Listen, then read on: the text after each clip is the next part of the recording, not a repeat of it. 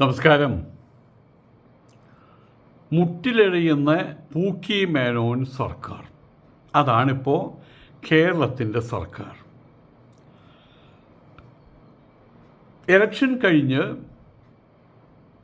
വലിയ വിജയം കരഗതമാക്കി സത്യപ്രതിജ്ഞ ചെയ്തു. ആ സത്യപ്രതിജ്ഞ ചെയ്ത നിമിഷം മുതൽക്ക് കേരളം കാണുന്ന കാഴ്ചയാണ് ഞാൻ ഈ പറഞ്ഞത്. മുട്ടിലെഴയുകയാണ് ചെയ്യുന്നത്. പണ്ട് ഒരു പള്ളിയിൽ പോയിട്ട് നമ്മളെ ചെമ്പ് കോഴി മുട്ടിലഴയുന്നത് ഞാൻ കണ്ടിട്ടുണ്ട്. അതുപോലെ മുട്ടിലഴയുകയാണ്. ആരുടെ മുമ്പിലാണ്? എല്ലാവർക്കും അറിയാം, രാഷ്ട്രീയ സ്വയം സേവക സംഘത്തിൻ്റെ മുമ്പിൽ, സംഘപരിവാറിൻ്റെ മുൻപിൽ. കുനിയാൻ പറയുമ്പോൾ മുട്ടിലഴയുന്ന ഒരു ഏർപ്പാടാണ് ഇപ്പോൾ UDF സർക്കാർ ചെയ്തു വരുന്നത്. UDF സർക്കാരിൻ്റെ വലിയൊരു വിഭാഗമാണ് കേട്ടോ മുസ്ലിം ലീഗ്. കള്ള് കച്ചവടം നടത്തുന്ന സമയത്ത് കള്ള് വില കുറച്ച് കൊടുക്കുന്നു. ഒരു ഗവൺമെൻറ്, അതെവിടെയാണെങ്കിലും ഗവൺമെൻറ് ചെയ്യേണ്ട കുറേ കാര്യങ്ങളുണ്ട്. വരുന്ന തലമുറയ്ക്ക് അവിടെ സർവ്വതോമുഖമായിട്ടുള്ള അഭ്യുന്നതിക്ക് വേണ്ടി അവരാദ്യം ചെയ്യേണ്ടത് എന്താണ്? ലഹരി മരുന്നിൻ്റെ ഉപയോഗം. അത് ചെയ്യുന്നവർ, അതുമായിട്ട് ബന്ധപ്പെട്ടവർക്ക് വലിയ ശിക്ഷ കൊടുക്കുക ആണ് എല്ലായിടത്തും കണ്ടുവരുന്നത്. കാരണം ലഹരി മരുന്ന് ഉപയോഗം ഒരാളെ മാത്രമല്ല, അയാൾ മുഖാന്തരം ഒരു സമൂഹത്തെയാണ് ബാധിക്കുന്നത്, ഒരുപാട് കുടുംബങ്ങളെ ബാധിക്കുന്നത്. ഇനി പോട്ടെ, എന്തെങ്കിലും ഗുണമുണ്ടോ? ആരോഗ്യം നശിക്കുന്നു, ആരോഗ്യഹാനി, ധനഹാനി, മാനഹാനി, ഇതെല്ലാം ഉള്ളതുകൊണ്ട് ലഹരി വിൽപ്പന അതിനെ കൺട്രോൾ ചെയ്യല്ല വേണ്ടത്, അതിനെ പരിപൂർണമായിട്ട് ബാൻ ചെയ്യുകയാണ് വേണ്ടത്. പക്ഷേ മദ്യം ഹറാമാണെന്ന് നാഴികയ്ക്ക് 40 വട്ടം പത്രാസ് വിളിച്ചു പറയണ മുസ്ലിം ലീഗുകാർ ഉൾപ്പെട്ട ഈ സർക്കാർ മദ്യം എങ്ങനെ കുറയ്ക്കണം, വില കുറച്ച് കൊടുക്കണോ, വില കൂട്ടി കൊടുക്കണോ, ഏതെല്ലാം മദ്യം വിൽക്കണം, ഇനി നമുക്കായിട്ട് മദ്യം ഉണ്ടാക്കേണ്ടതുണ്ടോ, ബീവറേജസിലെ ക്യൂ എങ്ങനെ, ഇതാണ് പ്രധാനപ്പെട്ട ചർച്ച.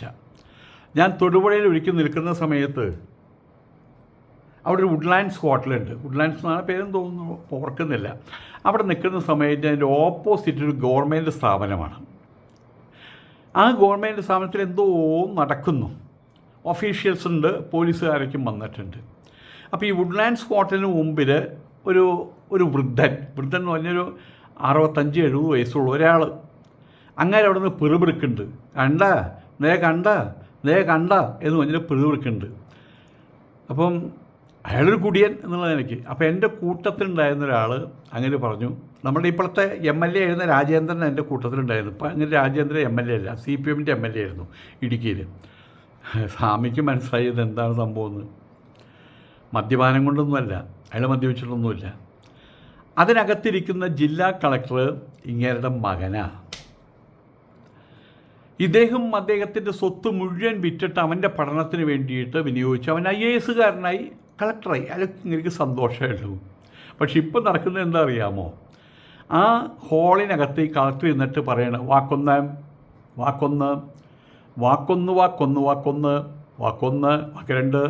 രണ്ട് ഉറപ്പിക്കാൻ പോവാണ്. ഇത് പറയുന്നത് എന്തിനു വേണ്ടിയിട്ടാണ് അറിയാമോ? കള്ള് കച്ചവടം. ആ റേഞ്ചിലുള്ള കള്ള് ഷാപ്പുകളെ, ചാരായ ഷാപ്പുകളെ അവർ ലേലം വിളിച്ചു കൊടുക്കുകയാണ്.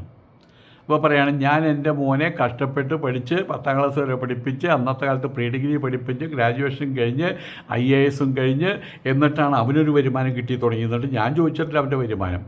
അവൻ അവിടെ ഇരുന്നിട്ട് ഇപ്പം എന്താ ചെയ്യുന്നത്? ചാരായ ലേലം വിളി. അതിപ്പോൾ ഒരു കളക്ടർ ചെയ്യും. പക്ഷേ ഞാൻ വേറൊരു അർത്ഥത്തിൽ പറയാണ്, ഇയാൾ പറയാണ്, ഇപ്പം കണ്ടില്ലേ എൻ്റെ മോൻ ചെയ്യുന്ന കണ്ടില്ലേ, ഇത്രയും കാലമായിട്ട് പഠിപ്പിച്ചിട്ട് ദൈവം ചാരായ ലേലം വിളിച്ചു കൊടുക്കുന്നു എന്ന് അയാൾ കുറച്ചൊരു ട്രോളിങ് ആയിട്ട് അങ്ങനെ പറഞ്ഞു മാത്രം. ഇവിടുത്തെ സ്ഥിതി എന്താണ്? UDFിലെ പ്രധാന കക്ഷിയായിരിക്കുന്ന മുസ്ലിം ലീഗുകാരുടെ പ്രധാന പരിപാടി ഇപ്പോൾ ഇവിടെ എന്താണ്? മദ്യം വില കുറയ്ക്കണോ, മദ്യം വില കൂട്ടണോ? ഇതുപോലെ തന്നെ വരുന്ന കുട്ടികളെ കൊണ്ട് അവർ ഹൈന്ദവ തത്വ സംഹിതകൾ ഉൾപ്പെടുന്ന പ്രാർത്ഥനകൾ, അതുമായിട്ടുള്ള ക്ലാസ്സുകൾ, യോഗ ക്ലാസ്സുകൾ, തുടക്കത്തിലും അവസാനം സരസ്വതി നാമങ്ങളൊക്കെ ചെല്ലിക്കുന്ന അവസ്ഥയിലേക്കുള്ള PM ശ്രീ നടപ്പാക്കണ്ടേ? ഇത് രണ്ടും നടപ്പാക്കാൻ പാടില്ല എന്ന് പറയേണ്ടവരിപ്പം മൗനം പാലിക്കുകയാണ്. എന്തായി നമ്മളുടെ വില കുറച്ച് കള്ളു വിൽക്കുന്ന കാര്യം പറഞ്ഞില്ലേ എന്ന് നിങ്ങൾ പോയിട്ട് മുസ്ലിം ലീഗിൻ്റെ നേതാവിനോട്, മുസ്ലിം ലീഗിൻ്റെ പാണക്കാട് നേതാവിനോട് ചോദിച്ചാൽ അയാൾ പറയും, ഞാൻ അറിഞ്ഞു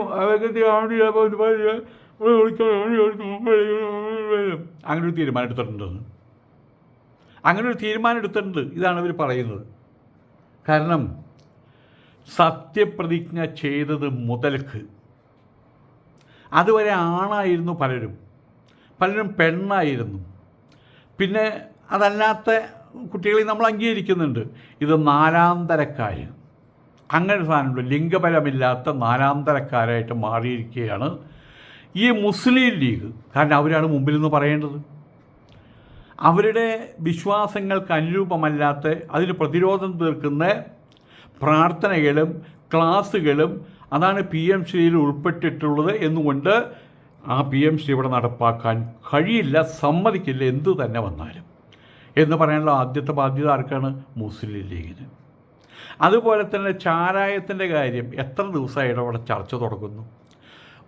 വൈകുന്നേരത്തെ ചർച്ച 5-8 ചാനൽ കാണാറുണ്ട്. ആ ചാനൽ മാറ്റി വരുമ്പോൾ ഒക്കെ ഈ ചാരായ ചർച്ചയും ആ ചർച്ചയും, ഇതല്ലാതെ കരിമണൽ ചർച്ച, ചാരായ ചർച്ച, അപ്പോൾ അതിങ്ങനെ ശരിയാവില്ല എല്ലാം നോക്കിയ അവസരം ഞങ്ങൾ തിരിച്ചു പോരും. അപ്പോൾ അത് കാണാതായി വാസ്തവത്തിൽ. ആർക്കും വേണ്ടാത്ത കുറേ സ്റ്റാറ്റിസ്റ്റിക്കുകൾ നിരത്തി വെച്ചുള്ള കളികളാണ് അപ്പോൾ അവിടെ നടക്കുന്നത്. ഏതായാലും കേരള നിയമസഭയിൽ ആശാസ്യമല്ലാത്ത കാര്യങ്ങളെക്കുറിച്ചാണ് അവിടെ ചർച്ചകളും കാര്യം നടത്തുന്നത്. ഏതായാലും ഇന്ന് എല്ലാവരും അത്ഭുതപ്പെടുകയാണ്. ആ അത്ഭുതം സ്വാഭാവികമായിട്ട് UDF BJP പരിപാടി എന്ന നിലയിലേക്ക് മാറുകയും ചെയ്തിട്ടുണ്ട്. കേന്ദ്ര ഗവൺമെൻറ് അഥവാ BJP ഗവൺമെൻറ് അഥവാ സംഘപരിവാറിൻ്റെ പ്രോഗ്രാംസ് നടപ്പാക്കുന്ന ഒരു സർക്കാരായിട്ട് മാറിയിരിക്കുകയാണ് UDF സർക്കാർ. അവിടെ വലിയൊരു ചോദ്യം അവശേഷിക്കുന്നുണ്ട്. ഞങ്ങൾ അധികാരത്തിൽ വന്നാൽ BJPയെ പല്ലും നഖവും ഉപയോഗിച്ച് എതിർക്കുമെന്ന് വലിയ രൂപത്തിൽ ഗർജിച്ച് നടന്നിരുന്ന ഈ സതീശൻ, ഞങ്ങൾ ഒരിക്കൽ പോലും ഒരു തിണ്ണയും നിരങ്ങില്ല എന്ന് പറഞ്ഞിരുന്ന ഈ സതീശൻ കോയ, അവരെ കുഞ്ഞാപ്പ, ഇവർക്കിപ്പോൾ എന്താണ് പറ്റിയത്? സത്യപ്രതിജ്ഞ ചെയ്ത നിമിഷത്തിൽ തന്നെ അവരുടെ എല്ലാം ഒഴുകിപ്പോയോ? അവരുടെ പൗരുഷം മുഴുവൻ ഒഴുകിപ്പോയോ? ഇത് ചോദിക്കേണ്ട വിഷയമാണ്. ഉത്തരം അവിടെ തന്നെയുണ്ട്. അവരൊന്നും ഉത്തരം പറയേണ്ട ആവശ്യമില്ല. ഉത്തരം സുലളിതമാണ് വാസ്തവത്തിൽ. ED എന്നൊരു വാള്, ഡെമോക്ലിസിൻ്റെ വാള്, അതിങ്ങനെ തൂങ്ങിക്കിടക്കുന്നുണ്ട്. നമ്മളുടെ ഇവിടുന്ന് ഈ നെറ്റിമ കൈ വെച്ചിട്ട് ഈ വിരലുണ്ടല്ലോ, ഈ വിരൽ നെറ്റിമ കൈ വെച്ചിട്ട് ഈ വിരൽ ഇവിടെ വെച്ച് കഴിഞ്ഞാൽ അവിടെ കുട്ടികളുടെ അവിടെ തൊടാൻ പറ്റില്ല. തൊട്ടിക്കഴിഞ്ഞാൽ അവിടെ തൊലി മാത്രമേ ഉള്ളൂ, അവിടെ തലയോട്ടിയില്ല. പിന്നെ നമ്മുടെ തൊലി ഉടയ്ക്കുന്നതാണ്. എങ്കിലും ഇവിടെ ഒരു അടി കൊടുത്താൽ ചിലപ്പോൾ ആൾ ചത്തുപോകുന്നൊക്കെയാണ് പറയുന്നത്. അപ്പോൾ അവിടെയാണ് ഈ വാള് തൂങ്ങിക്കിടക്കുന്നത്. ആ വാള് കെട്ടിയിട്ടുള്ളത് രോമത്തുമേ കെട്ടിയിട്ടുള്ളത്, അതിൻ്റെ താഴെയാണ് ഇരിക്കുന്നത്. ED എന്ന് പറയുന്ന ഡെമോക്ലിസിൻ്റെ വാള് ഇവരെ തലയിൽ തൂങ്ങിക്കിടക്കുകയാണ്. എപ്പോഴാണ് പൊട്ടി വീഴാന്നറിയില്ല. ആ വാള് സതീശൻ്റെയും കൂട്ടരുടെയും കഴുത്തിൻ്റെ തൊട്ട് മുകളിലുണ്ട് എന്നുള്ളതിന് ഉത്തരം. കുഞ്ഞാപ്പയുടെയും പണക്കാടന്മാരുടെയും ഇവരുടെയൊക്കെയും തലയിടക്ക് തൊട്ട് മേലെയുണ്ട്. BJPക്കാർ പോലും അത്ഭുതപ്പെടുന്ന രീതിയിൽ ഈ പറഞ്ഞ സതീശൻ കോയയും ലീഗിൻ്റെ ആൾക്കാരും കാണുന്ന ഈ മോഡി ഭക്തി, അതിൻ്റെ പുറയിൽ ഉള്ള ഏക കാരണം, രണ്ടാമതൊരു കാരണവുമില്ല. ഈ ED അവരുടെ ശക്തിയാണ് ഇവരുടെ പ്രശ്നം. ഇവരെല്ലാവരും ഓരോന്ന് ചെയ്തു വെച്ചിട്ടുണ്ട്.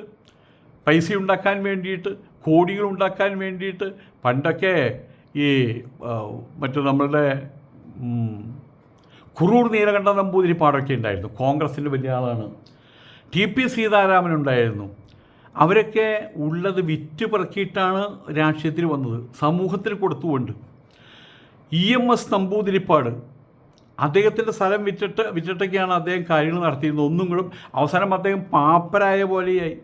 അദ്ദേഹത്തിൻ്റെ മകള് രാധ എന്ന് പറയുന്ന മഹതിക്ക് കയ്യിലൊരു കത്ത് കൊടുത്തയക്കുക, ആർക്കാന്ന് ഞാൻ ഓർക്കുന്നില്ല. ആ കത്തിൽ എഴുതിയിരിക്കുകയാണ്, ഈ വരുന്ന എൻ്റെ മകൾ രാധയാണ്, അവൾക്ക് ഉടുക്കാനൊന്നുമില്ല, അവൾക്ക് 2 ബ്ലൗസിനും 2 സാരിക്കുമുള്ള വഹ കൊടുക്കണം എന്ന് പറഞ്ഞിട്ട് ആലോചിച്ച് നോക്കണം. ഈ കേരളത്തിലെ മുഖ്യമന്ത്രി ആദ്യത്തെ മുഖ്യമന്ത്രിയായി പറയുന്നത്. ആ സമയത്ത് ഇപ്പോഴത്തെ ആളുകളുടെ സ്ഥിതി എന്താണ്? MLA ആയി കഴിഞ്ഞാൽ പിന്നെ അവർക്ക് ഓടിച്ചു നടക്കാൻ സാധാരണ അംബാസഡർ കാറൊന്നും അവർക്ക് വേണ്ട, ടൊയോട്ട കാറ് വേണ്ട അവർക്ക്. പിന്നെ അവർക്ക് മെർസിഡസിന് മേലെയുള്ള കാറുകളും മതി. ഇവിടെ ഇവരെല്ലാവരും അവരവരുടെ രീതിയിൽ ഓരോന്ന് ഒപ്പിച്ചു വച്ചിട്ടുണ്ട്. EDയുടെ മുമ്പിൽ തലവെച്ച് കൊടുത്തേണ്ട അതിൻ്റെ പേരിൽ. ശരിക്കും BJPക്ക് ഏത് സമയവും സതീശനെ പൂട്ടാനുള്ള ഒരു ആയുധമുണ്ട്. അതിൻ്റെ പേരാണ് പുനർജനി കേസ്. കേന്ദ്രത്തിലെ സകല ഏജൻസികൾക്കും കയറി നിരങ്ങാനും വകുപ്പുള്ള ഒരു കേസാണത്. ഇത്തരം രാഷ്ട്രീയത്തിൽ ഇത്തരം കേസ് വന്നാൽ കേസ് പ്രയോഗിച്ചില്ല. കയ്യിലുള്ള ആയുധം കയ്യിൽ വെച്ച് കാണിക്കുക, ദേ കണ്ട എന്നും പറഞ്ഞു. രാഷ്ട്രീയത്തിൽ അങ്ങനെയാണ്, ആയുധം പ്രയോഗിക്കാനുള്ളതല്ല, ആയുധം കാണിച്ച് ഭീഷണിപ്പെടുത്താനുള്ളതാണ്. വിദേശ നാണയ വിനിമയ ചട്ടലംഘനം മുതൽ വഞ്ചന വരെയുള്ള സകല കുറ്റങ്ങളും ഉൾപ്പെട്ട കേസാണ് ഈ സതീശൻ കോയയുടെ കേസ്. ആ കേസിൻ്റെ ഫയല് കേന്ദ്ര സർക്കാരിൻ്റെ കയ്യിലിരിക്കുന്നിടത്തോളം കാലം സതീശൻ ഓലക്കാൽ ശീലക്കാൽ എന്ന് പറയുമ്പോൾ ലെഫ്റ്റ് റൈറ്റ് അടിക്കേണ്ട ഗതികേടാണുള്ളത്.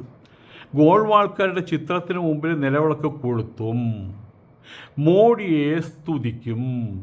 അതല്ലാതെ നേരെ നിൽക്കാൻ, സ്വന്തം നട്ടെല്ലുമ നിവർന്ന് നിൽക്കാൻ ഈ വടശ്ശേരി മേനോന് കഴിയില്ല. ഷാജി, അതുപോലെ കുഞ്ഞാപ്പ, കുഞ്ഞാലിക്കുട്ടി, അതുപോലെ തന്നെ KM നാറി എന്ന് പറയുന്ന KM ഷാജി, അതാണ് അവർക്കാണ് ലീഗിന് പ്രശ്നമുള്ള ആൾക്കാർ.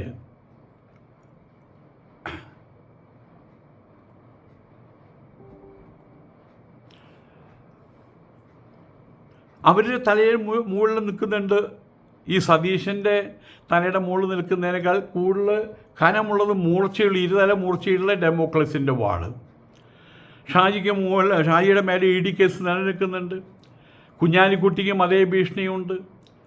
കുറച്ച് നാൾ മുമ്പ് സഹകരണ ബാങ്ക് ആരോപണം, അടങ്ങി ഒതുങ്ങി മിണ്ടാതെ പഞ്ചപുച്ഛമടക്കി നിന്നില്ലെങ്കിൽ കേന്ദ്രം കയറി നിരങ്ങുമെന്ന് ഷാജിക്കും അറിയാം, കുഞ്ഞാലിക്കുട്ടിക്കും നന്നായിട്ടറിയാം. നിരങ്ങി വേണ്ടി വന്നാൽ കേന്ദ്ര ഏജൻസികൾ പാണക്കാട്ട് തറവാട്ടിൽ വരെ കയറി നിരങ്ങും എന്നൊരു ഭയമുണ്ട് ലീഗിന്. അതൊക്കെയാണല്ലോ കണ്ടുവരുന്നത്. ഇതിനു മുമ്പുള്ള പാണക്കാടൻ ഒരു തങ്ങളുണ്ടായിരുന്നു, അയാളെ കയറി പിടിച്ചിട്ടുള്ളതാണ്, ED കയറി പിടിച്ചിട്ടുള്ളതാണ്. അതപ്പം തന്നെ വേണ്ടുന്നപ്പോൾ അതിനെ മേക്കപ്പ് ചെയ്ത് വിട്ടു എന്ന് മാത്രമേ ഉള്ളൂ. അപ്പോൾ EDക്ക് അതൊരു പേടിയുള്ള കാര്യമൊന്നുമല്ല. ആയതുകൊണ്ട് പറഞ്ഞു വരുന്ന ഈ ഒരു കാര്യം മാത്രമാണ്, നിങ്ങളീ കാണുന്ന മോഡി സ്തുതികൾ വെറുതെയല്ല. മോഡി എന്ന് പറയുമ്പോൾ മുട്ടുകാർ കൂട്ടിയിടിക്കുന്നത് പേടി കൊണ്ട് തന്നെയാണ്. അവനവൻ്റെ നിലനിൽപ്പിനായിട്ടുള്ള ഒരു കീഴടങ്ങലാണ് പിന്നീട് അവിടെ നടത്തുന്നത്. ഇനിയും ഈ സതീശൻ സവർക്കറുടെ മുമ്പിൽ പുഷ്പാർച്ചന നടത്തി കഴിഞ്ഞാൽ നിങ്ങളാരും അയ്യോ ഇതെന്താ അങ്ങനെ വിചാരിക്കരുത്. സതീശൻ്റെ തല ഇപ്പോൾ BJPക്കാരുടെ കാക്കൂട്ടിലാണ് ഇരിക്കുന്നത്. അതാണ് അവസ്ഥ. ഇതുപോലെ തന്നെ KM ഷാജി മോഡിക്ക് മുത്തം കൊടുത്താലും ആയിരക്കണക്കിന് ഫോട്ടോ അച്ചടിച്ച് എല്ലാ വീട്ടിലും കൊണ്ടുവച്ച് മാലയും കൊണ്ടു കൊടുത്ത്, ഇതേവിടെ മാലയും വെച്ച് ചന്ദനത്തിനെയും പോച്ച് നിലവിളക്കും കൊടുത്തിക്കോളൂ കേട്ടോ. എന്നിട്ട് വീണ്ടും മുമ്പിൽ എഴുതി വയ്ക്കുക, മോഡിയാണ് ഞങ്ങളുടെ വീടിൻ്റെ ഐശ്വര്യമെന്ന്. അതങ്ങനെ ഷാജി ചെയ്താൽ നിങ്ങളാരും അതിൻ്റെ പേരിലും ഞെട്ടണ്ട. ഭൂതകാലത്ത് ചെയ്ത തെറ്റുകളുടെ ഫയലുകൾ BJPയുടെ കൈകളിൽ ഉള്ളിടത്തോളം കാലം ഇവർ എവിടെ നക്കണമോ അവിടെ നക്കും, കുനിഞ്ഞു നിന്നാൽ പിന്നിൽ നക്കും, നക്കി തുവർത്തി ചവിതിച്ചു കൊടുക്കും. ഇവിടെ ഒരു മുഖ്യമന്ത്രി ഉണ്ടായിരുന്നു, പിണറായി വിജയൻ. വർഷം 100ആയി. മാസപ്പടി കേസെന്നും പറഞ്ഞും വേറെ തോന്നുന്നതിൻ്റെ കേസുണ്ട്, ലാവലിൻ കേസ് വെച്ചിട്ട് ആൾക്കാർ നടക്കുന്നു. ഇന്ന് വരെ അതിൻ്റെ പേരിൽ അദ്ദേഹം ഇപ്പോൾ വളരെ പ്രായം അതിക്രമിച്ചു. 100 വയസ്സിന് മേലെ ആരും 100 വയസ്സിന് മേലെ പിണറായി വിജയൻ ജീവിക്കാതിരിക്കട്ടെ പ്രാർത്ഥിക്കുന്ന ഒരാളാണ് ഞാൻ. അത് അദ്ദേഹത്തിന് തന്നെ ബുദ്ധിമുട്ടുണ്ടാക്കുമല്ലോ. അപ്പം ഇനിയിപ്പോൾ ഇത്ര കാലമൊക്കെ ഉള്ളൂ. ഇത്ര കാലം നീണ്ടു വന്ന ലവലിംഗ് കേസും മാസപ്പടി കേസൊക്കെ പൂത്തിരി പൊട്ടിത്തെറിക്കുന്ന പോലെ അത് പൊട്ടിത്തെറിക്കും. മാസപ്പടി കേസിൽ ചോദ്യം ചെയ്യാൻ വേണ്ടിയിട്ട് അദ്ദേഹത്തിൻ്റെ മകൾ വരുന്നത് ഏതെങ്കിലും ഒരു അവരുടെ സ്ഥാപനം ഉദ്ഘാടനം ചെയ്യാൻ വരുന്ന ആ ഒരു ആവേശത്തിൽ ചിരിച്ചുകൊണ്ടാണ് വരുന്നത്. അധികം പ്രായമൊന്നുമില്ലാത്ത പെൺകുട്ടിയാണ്. എന്നുവെച്ചാൽ വൃദ്ധയൊന്നുമില്ല, ഒരുപാട് അനുഭവ പരിജ്ഞാനമൊന്നുമില്ല. അവർക്കറിയാം ഇത് വെറും ഉണ്ട ചുരുട്ടാണെന്ന്. അതിങ്ങനെ വലിച്ചു വന്നാൽ അതിനകത്ത് ബോംബുമില്ല, ഒന്നുമില്ല, കുറേ ചരടിങ്ങനെ കെട്ടിവെച്ചിരിക്കുകയാണെന്ന് മാത്രം. ചോദ്യം ചെയ്യുന്നത് എന്തിനു വേണ്ടിയിട്ടാണ്? ആരെയൊക്കെ ബോധിപ്പിക്കാൻ. ഈ ചോദ്യം ചെയ്യലും അടുത്ത ചോദ്യം ചെയ്യലും അതിൻ്റെ അടുത്ത ചോദ്യം ചെയ്യലും പിന്നെ കോടതിയിൽ കിടക്കലും then it will take under 14 or 24 years. അതിന് നീണ്ടു പോകും. അതിൻ്റെ ഇടയിൽ ഈ പൂക്കിയും എൻ്റെ മന്ത്രിസഭ വീണ് കഴിഞ്ഞാൽ ഈ SR ലോജിക്കും ഈ ലാവലിനൊക്കെയും ഇപ്പം ലാവലിനെ കുറിച്ച് കേൾക്കാനേ ഇല്ല. അതേ രസം, ലാവലിനെ കുറിച്ച് കേൾക്കാനേ ഇല്ല. അപ്പം ഇതെല്ലാം ഇത്ര മാത്രമേ ഉള്ളൂ, ചെളി വാരിത്തേക്കില്ല, അത്രമാത്രം. ഇവിടെ ഉണ്ടായിരുന്ന മുഖ്യമന്ത്രി കേന്ദ്ര ഏജൻസികൾ വരെ വീട്ടിൽ കയറി നിരങ്ങിയപ്പോഴും BJPയുടെ എന്താ പറഞ്ഞത്? കടക്ക് പുറത്തു നിന്നു. സംഘപരിവാറിനോടും പോടാ പുല്ലേ എന്ന് പറഞ്ഞൊരു മുഖ്യമന്ത്രി, പേര്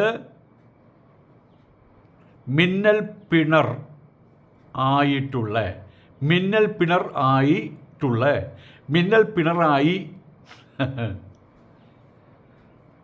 പിണറായിയാണ്, പിണറായി വിജയൻ.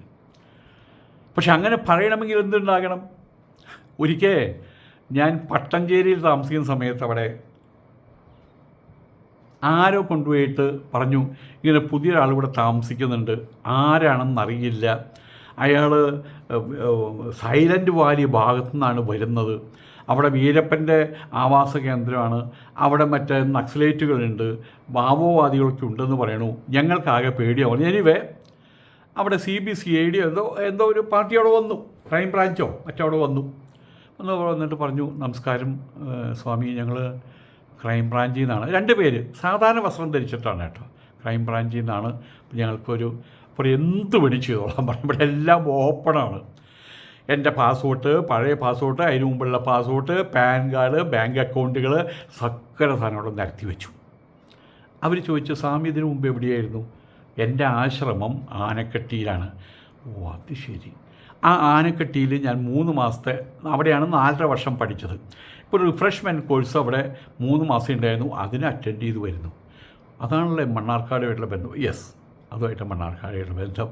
മാത്രമല്ല എൻ്റെ ചരിത്രം, എൻ്റെ അയ്യന്തോള്, എൻ്റെ ഒരു അമ്മാവൻ MLA ആയിരുന്ന ചരിത്രം, ഉണ്ണിരാജൻ എന്ന് പറഞ്ഞ ഇൻസ്പെക്ടർ എന്നെ അറസ്റ്റ് ചെയ്തിട്ടുണ്ട്.